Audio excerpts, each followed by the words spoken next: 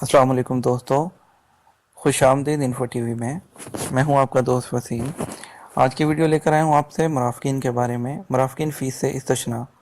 जी दोस्तों, ये बहुत ही एक अहम ख़बर है जो कि जो है एक हमारे सारिफ थे, हमारे दोस्त भाई थे जो सऊदी अरब में रहते हैं। उन्होंने जो है सऊदी हुकूमत से उनके ट्विटर अकाउंट पर जो है वो क्वेश्चन किया था, तो उन्होंने जो है उनकी तरफ से जवाब आया, वो भी आपके साथ शेयर करूंगा। लेकिन उससे पहले आपसे रिक्वेस्ट करूं कि आपने चैनल को अगर सब्सक्राइब नहीं किया तो चैनल को सब्सक्राइब कर लीजिए और बेल आइकन को प्रेस कर लीजिए ताकि लेटेस्ट इन्फॉर्मेशन वीडियो आप तक पहुंच सके।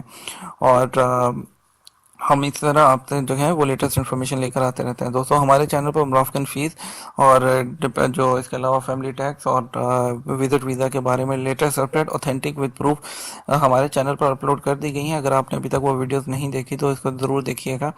तो आज की बात कर लेते हैं मुराफ़कीन फ़ीस के बारे में।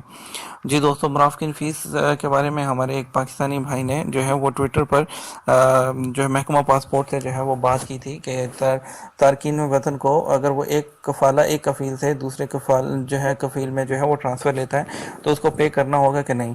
तो महकमा पासपोर्ट ने इत्मीनान दिलाया कि एक सूरत ऐसी है जब तारक वतन को मुराफ़कीन फ़ीस से इस्तिस्ना हासिल होगा, ये आर्जी हालत होगी। तफसीलात के मुताबिक एक मुकीम गैर मुल्की ने ट्विटर पर महकमा पासपोर्ट से दरियाफ्त किया था कि वह नकल कफ़ाला करा रहा है, क्या इसे एक कफ़ील से दूसरे कफ़ील के यहाँ नकल कफ़ाला कराने के दौरान भी मुराफ़कीन फ़ीस अदा करना होगी या नहीं। महकमा पासपोर्ट ने उसके जवाब में बताया कि नकल कफ़ाला का दौरानिया मुराफ़कीन फ़ीस से मुस्तशना होगा।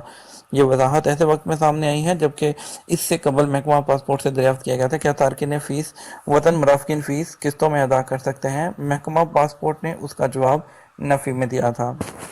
दोस्तों, ये थी आज की आपके लिए लेटेस्ट अपडेट। मज़ीद अपडेट आप तक लेकर आते रहेंगे, लेकिन उसके लिए बेल की घंटी को प्रेस करके सब्सक्राइब बटन को दबा दीजिए ताकि आप तक वो अपडेट पहुंच सके। अपनी दुआओं में याद रखिएगा। वसीम को इजाज़त दीजिए। अल्लाह हाफिज़।